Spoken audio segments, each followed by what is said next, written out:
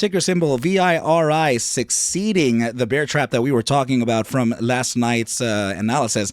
Let's go ahead and go over the potentials for the following days. What is up, you guys? Thank you so much for stopping by once again. This is ARCa coming at you with a VIRI technicals, raw price action, and statistical threat of analysis on this Thursday. Before we get started, please make sure to subscribe to the channel, like the video, and share the video with a friend so that you and them could consider joining our trading community in Discord called ARCa Bulls. With that said, let's dive right into the charts. Okay, team, so we are looking at VIRI on a 3-day chart here. And this is this chart. Apologies. So this is what we were looking for just yesterday regarding the support touch at about 122 to 129. Okay, so my preference, of course, was sitting around the 129 zone, which is right around where where today's candle, even this 3-day candle opened.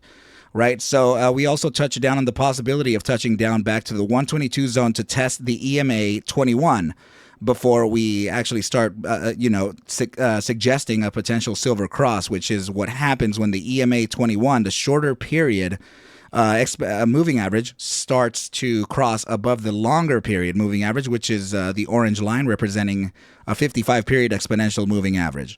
Okay, so that is exactly what happened. So we got that touch of 123, and we actually bounced to the upside, and we bounced to the upside very aggressively. So that's we're talking about a top side of about 18% on the day. So very, very impressive price action here. So let's go ahead and now look at the Gaussian band, because that also played into the determination of the bottom side of the support. The Gaussian band was actually the one that was suggesting 123. Okay, so that also played into the price action very nicely as well. Okay, so it's good for us to consider a few different metrics in order for us to validate potential moves to the upside. Okay, so let's go ahead and now move on to the next chart and see what we have. Okay, so this is the price action in relation to today. And the reason why I'm bringing this up is because this is very simply the chart that we were looking at for the head and shoulders. So this is what you're looking at here, right? So now let me get rid of this trend line here. I think it actually still, yeah, it definitely is actually. So yeah, that would be the implied target. Okay, so this is, I was talking about this yesterday.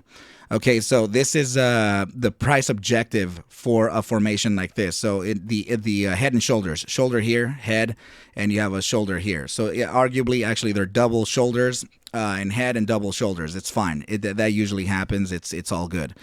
Okay, so what I am looking at here is now taking that trend line from the top side of the head all the way to the bottom side of the neckline, right? And we apply that to the top side of the shoulder, the right shoulder. Okay, so in this case, you can actually see that the price action would take us to $2.37, and we did speak about a potential the potential confluence here between this the psychological target and this bottom side of this candle here. So the bottom side of this candle here, when we were capitulating, is about $2.40. So that naturally gives us a resistance range.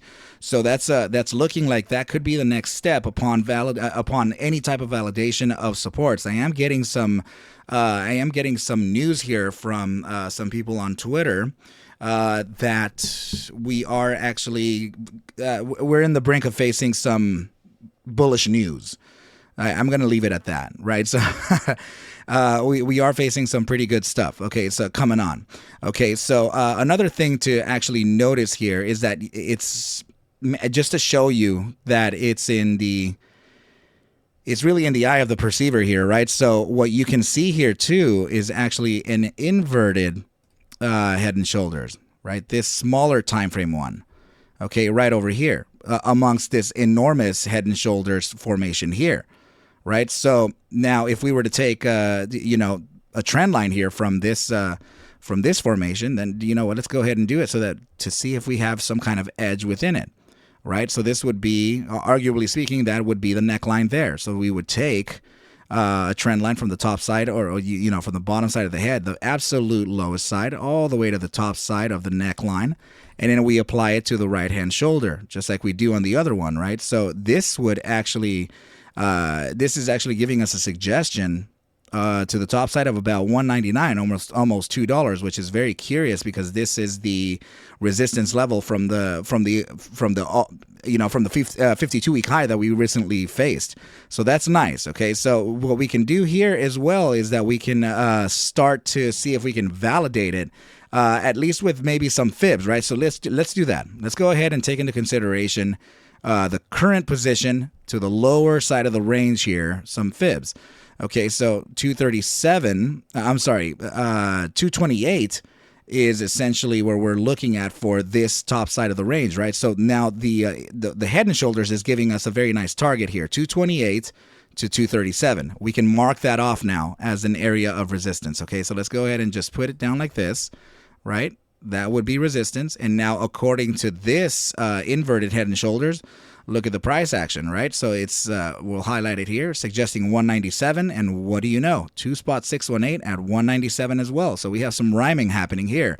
Okay, that confluence there is absolutely important. It's definitely something that we should keep in the deep consideration here. I'm going to go ahead and make it a range because I always like to make things a range, right? I don't like to make it one solid target, although some of those solid targets do tend to realize here and there. But it's best to practice with some ranges. Okay, so in this case, 197 to about the better part about 209. Yeah. Okay, so yeah, these are now the relevant resistances that we can face. I'm talking about based on the formation theory.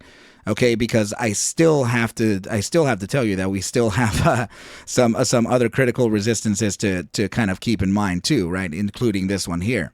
But as far as the formation theory, with the price objectives and its suggestions, then these are the targets that I'm actually going to provide for you based on those objectives. Okay, so let's go ahead and move on to the next chart here, team. And this is actually the broadening descending wedge that we have been riding for some time.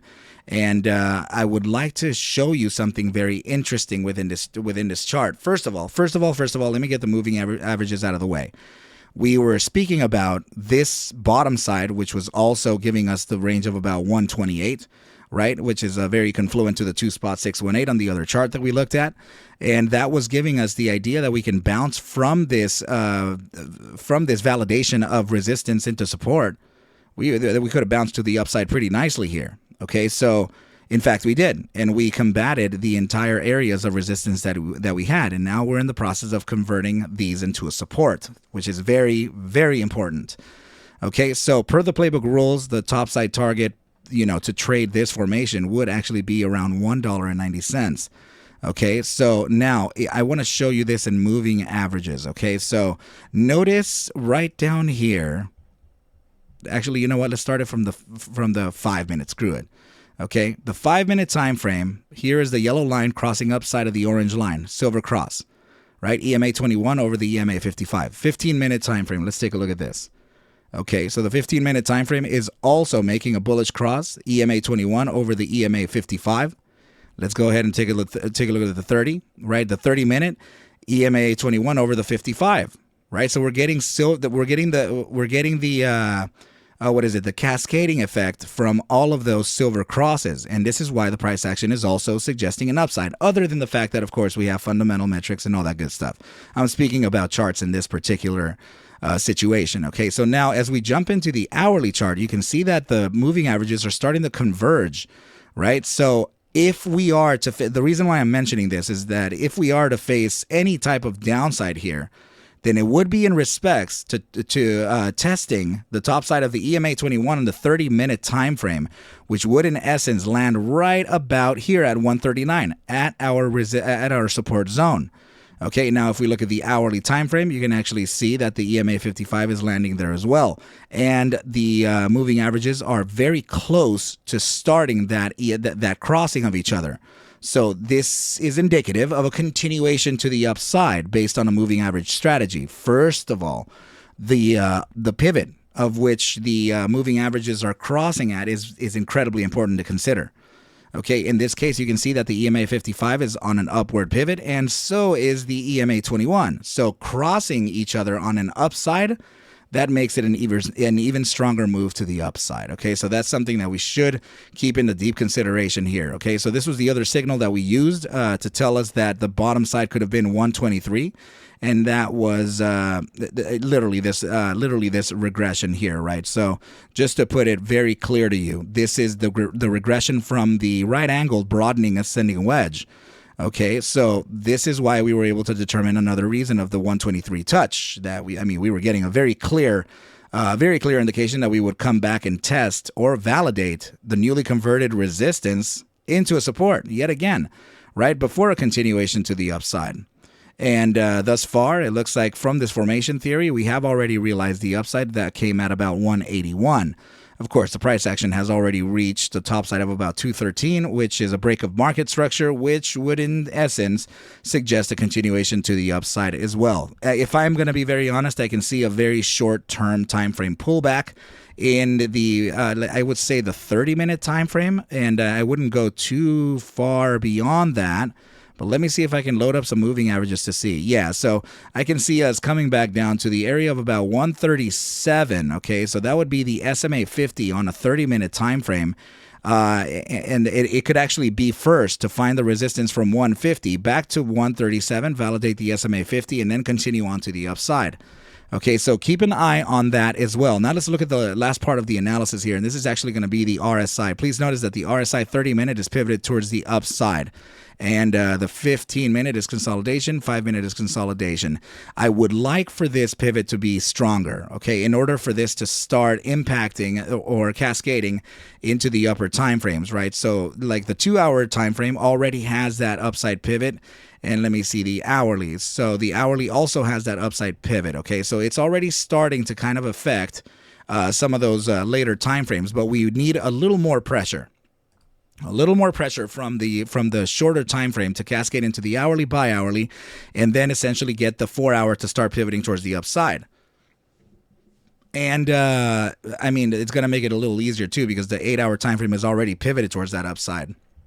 12-hour is consolidating, and the daily time frame is showing us that we could face a potential resistance. Why? Let's see. Okay, well, right. I could speculate here, and I could say that the resistance would be 150 based on the daily, but I think that's a little too, it's not enough. Okay, so let me load here on the hourly some, first of all, let me measure this price action to the 200-day simple, which is around 1271. I mean, maybe we can actually reach that 1271 before a pullback and get that 136 entry. Right, but let me just see, right? So the bi-hourly time frame is actually showing 156, right? So that 156 is a smaller move to the upside, and that would be around a 7.5, or I'm sorry, almost 8% move to the upside.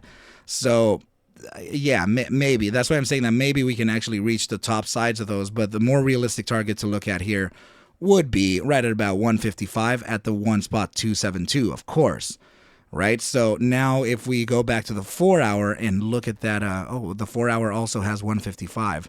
Let me see the 6-hour in the 8-hour. I think it was when we were trying to see, right? So let me get that right up in here. Okay, so yeah, if we faced a resistance from the 8-hour, then we have a resistance range from 161 at the SMA 50 to the 1.618 at 164. Okay, so that would be the resistance range to look at if we did get enough impulse towards that upside, which is looking like it is absolutely going to happen, right? We're getting an increase of volume here with upside price action that is indicative of a continuation to the upside in general. Okay, so I'm liking what I'm seeing here, okay, team? So just remember the targets that I already provided for you, and let's see how we can trade them in the next day.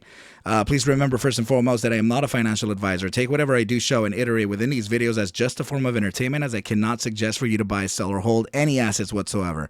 I need you to do your own due diligence, and everything will be cool. But with that said, I wish you well, a very, very good night, and I will catch you at the bell mañana. Adios.